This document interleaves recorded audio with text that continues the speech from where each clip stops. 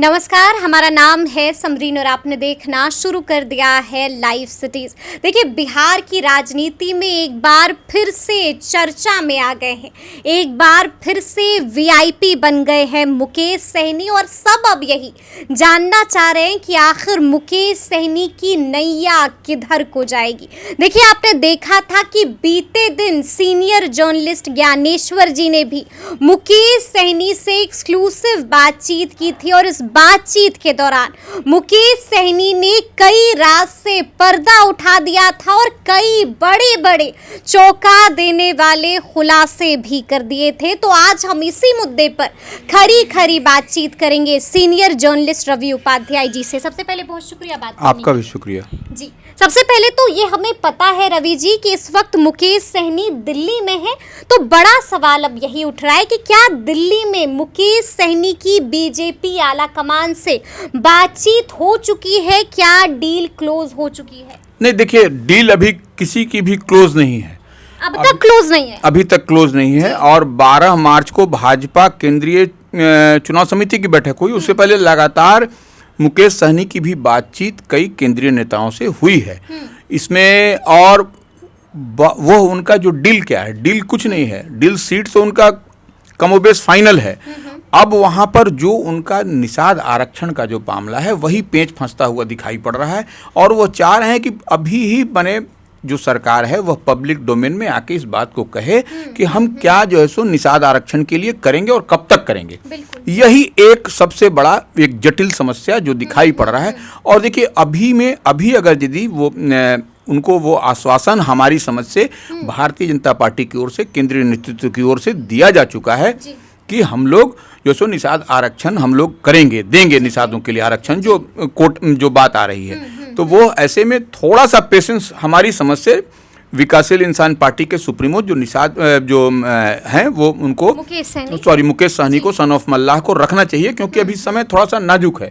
अभी पहले NDA fold में तमाम चीज बुटा जाए, सब कुछ हो जाए, सीटों का शेयरिंग हो जाए घटक दलों के बीच में और सब कुछ माने, तब उसके बाद जो है सो भारतीय जनता पार्टी जो कमिट कर रही है वो उसको पूरा करेगी। क्योंकि हमारी भी बात कई टॉप सोर्सेज से हुई है, तो उस पर यही बात छन करके समरी आ रही है। जी।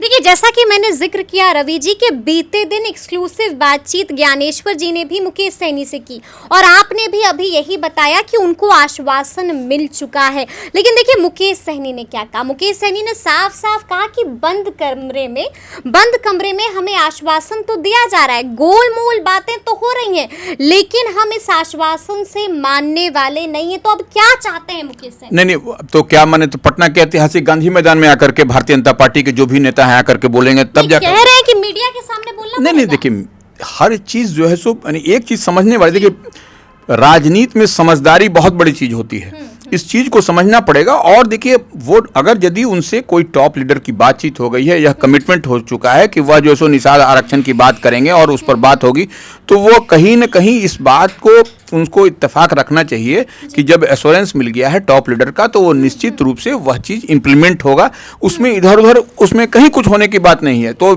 खामोखा इस चीज को एक बड़ा सा ये शेप देना, यह हमारी समझ से यह राजनीतिक चतुराई नहीं है, किसी की भी हो। वो नॉट ओनली मुकेश सहनी के केस में, किसी भी अगर यदि इस तरह से है तो इसको समझना पड़ेगा और इसको कैसे हम। लेकिन मुकेश सहनी मीडिया के सामने आश्वासन चाह रहे हैं, क्योंकि आपने भी देखा है कई बार ऐसा हुआ कि उनके विधायक गायब हो जाते हैं, कई बार आपने देखा कि पीसी से नाराज होकर उठ जाते हैं। मुकेश सहनी साफ कहते हैं कि मेरे पीठ में खंजर भोंका गया है, तो इसलिए अब चाह रहे हैं मुकेश सहनी की जो भी बातें हो मीडिया के सामने हो। नहीं, देखिए, बंद कमरे वाले आश्वासन से अब पेट नहीं भरेगा। देखिए, बंद कमरे और खुले कमरे की बात नहीं है, एकदम स्पष्ट थोड़ा सा फ्लेक्सिबल होने की बात है। मुकेश सहनी को अगर यदि आश्वासन दिया जा रहा है, सब कुछ बात है, तो उसमें अब एक बात के लिए पेंच फंसाने से नहीं होगा। पहले आप आ जाइए फोल्ड में, उसके बाद बात करिए, सीट की बात आपकी तय हो गई है, तो ऐसी परिस्थिति में आपके पास में दूसरा कोई ऑप्शन, जबरदस्ती खामोखा ये ऑप्शन बनाने की बात है कि यह कहीं ना कहीं पेंच। अभी देखिए, कई सारे पेंच हैं बिहार में, एनडीए में कई सारे घटक दल हैं, सबको समाहित करना है, सबको एकोमोडेट करना है। और ऐसी परिस्थिति में मुकेश सहनी की बात को अगर यदि भारतीय जनता पार्टी नेतृत्व ने मान लिया है, तो फिर इसमें उनको इफ बट नहीं करना चाहिए हमारी समझ से। हम जहां तक समझ, मतलब आपको लग रहा है कि अभी इस आश्वासन को स्वीकार कर लेना बिल्कुल चाहिए, यही समझदारी होगी। यही समझ, पॉलिटिकल सेंस रखने वाले किसी भी आदमी से बात करिएगा, अगर यदि बड़े नेता से बात अगर हो रही है और उसमें अगर कमिट हो गया तो वह कमिटमेंट पूरा होता है, उसमें कहीं कोई दिक्कत नहीं। अब जैसे बिहार सरकार के बारे में ही कह रहे हैं ना कि जिस समय बिहार सरकार में सब कुछ मसौदा तैयार हो गया था और अंत में जो सो सरकार जो है सो मैंने करना चाह रही तो सरकार बदल गई, तो वह वो सर्कमस्टांसेस को भी समझिए और इस सर्कमस्टांसेस को भी समझिए। लेकिन हमें ये भी समझना पड़ेगा रवि जी यहाँ पर कि ये वही मुकेश सहनी है जो लगातार कह रहे हैं कि आरक्षण नहीं तो गठबंधन नहीं, गठबंधन नहीं तो वोट नहीं, और वोट नहीं तो दिल्ली की सरकार नहीं। तो आपको लगता है कि मुकेश सहनी अब ऐसे मानेंगे? देखिए, यही संकल्प यात्रा पर निकल गए। देखिए, वो संकल्प यात्रा किए, वो गंगा जल से सबको शपथ दिलाया आपने, वह सब ठीक है, वह सब तो एक चीज होता ही है, उसमें कहाँ हम करें। ये पॉलिटिक्स वो भी कर रहे हैं, वो भी पॉलिटिशियन है तो पॉलिटिक्स ही करेंगे, तो निश्चित रूप से वह भी जो मैसेज देना चाह रहे हैं वो ठीक है, लेकिन थोड़ी सी बात को समझदारी से करने से यह बेहतर सेफ होता हुआ दिखाई पड़ेगा।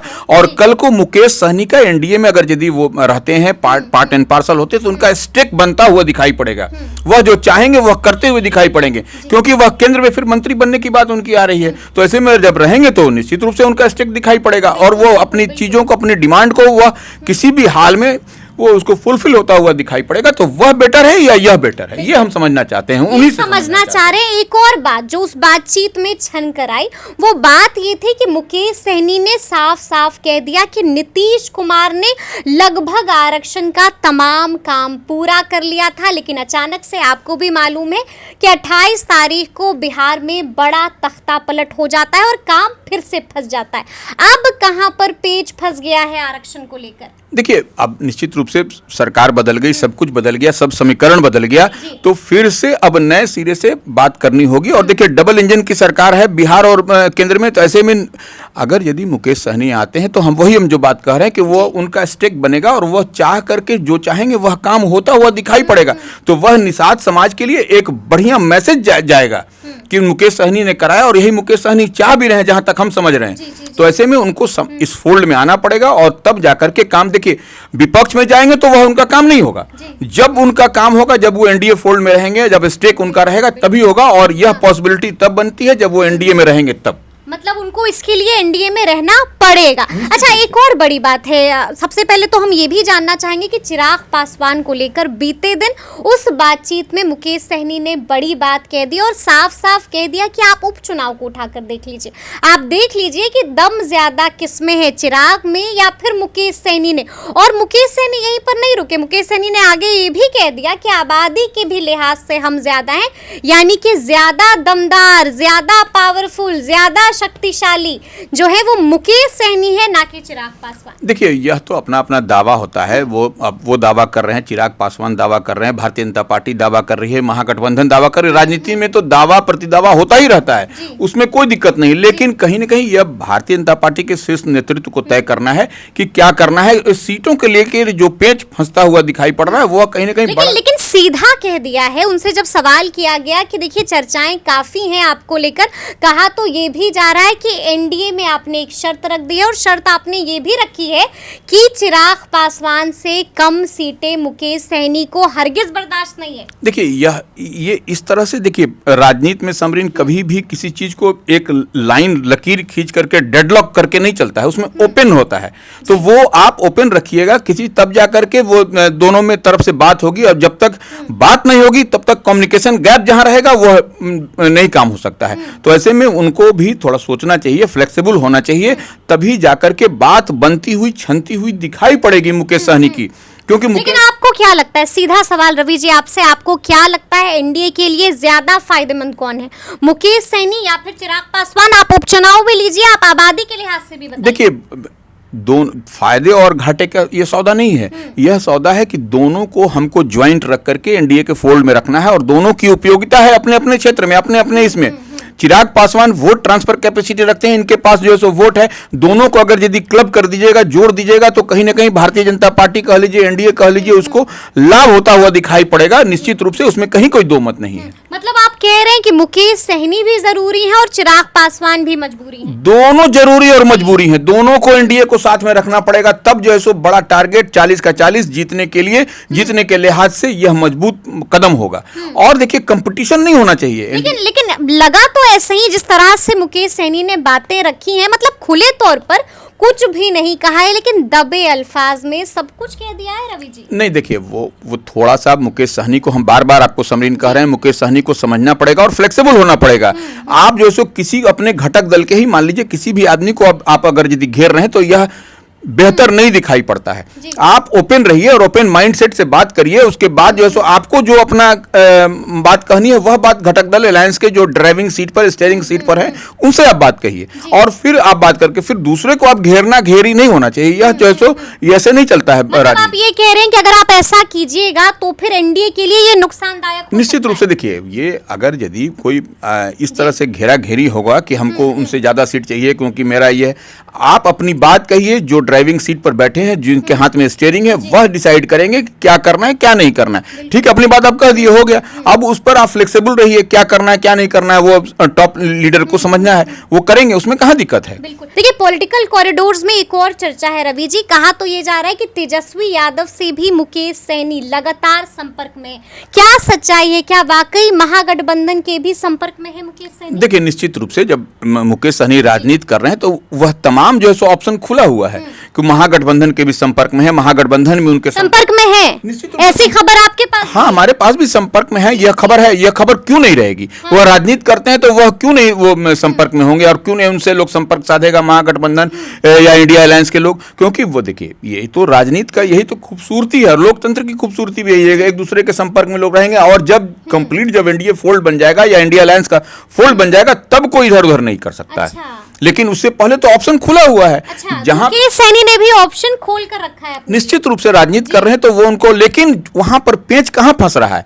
पेंच फंस रहा है वह निषाद आरक्षण की जो मांग कर रहे हैं, वह कोई भी देगा तो वह रूलिंग पार्टी ही दे सकती है, विपक्ष नहीं दे सकता। इस बात को मुकेश सहनी को समझना पड़ेगा, तभी वो जो है सो गिव एंड टेक की बात कहीं पर होगी। बिल्कुल। तो मतलब आप ये कह रहे हैं कि जब वहां से झटका लगेगा तो फिर मुकेश सहनी के लिए ये ऑप्शन खुला हुआ है। देखिए, झटका झटके की बात नहीं है, माने हम कह रहे हैं कि क्योंकि जिस तरह से आश्वासन चाह रहे हैं, हाँ, जो तो आश्वासन कौन देगा?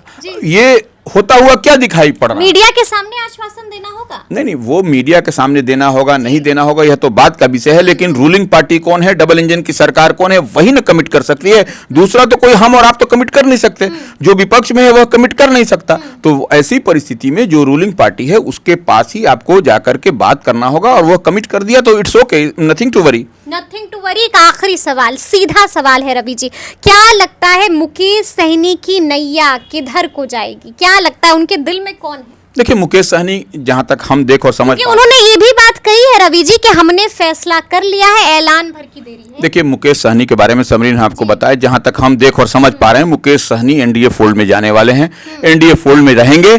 क्यों रहेंगे? क्योंकि उनका निषाद आरक्षण का सवाल है और वह फुलफिल होता हुआ एनडीए फोल्ड में ही रहेंगे, तभी होता हुआ दिखाई पड़ रहा है। इधर उधर अगर यदि हुलुक बुलुक करेंगे तो वो नहीं होगा, नहीं हो पाएगा, एकदम नहीं होगा। फिर से पेच फंस जाएगा, फिर से लंबा इंतजार करना निश्चित रूप से लंबा इंतजार करना पड़ेगा। उनको यहाँ पे सीट मिल रही है, उनको सम्मान मिल रहा है, ऑनर मिल रहा है, और उनका जो कमिटमेंट जो चाह रहे हैं करना करवाना, वो एनडीए फोल्ड से ही होता हुआ दिखाई पड़ रहा है। इधर उधर जाने का आवश्यकता कहाँ है? दूसरा विपक्षी दल उनको दे ही नहीं सकता है, कर ही नहीं सकता है फुलफिल उनका डिमांड। तो ऐसे में सवाल एकदम स्ट्रेट सीधा है कि वो उनको इस फोल्ड में यहाँ पर रहना पड़ेगा। तो अब देखना होगा कि आगे आगे मुकेश सहनी क्या कुछ करते हैं और किसके हक में फैसला लेते हैं। तो ये पूरी बातचीत आपको कैसी लगी है, कमेंट करके हमें ज़रूर बताइएगा। तो इस तरह के तमाम अपडेट्स के लिए ऐसे ही हमारे साथ बने रहिएगा और देखते रहिएगा लाइव सिटीज़। बहुत शुक्रिया।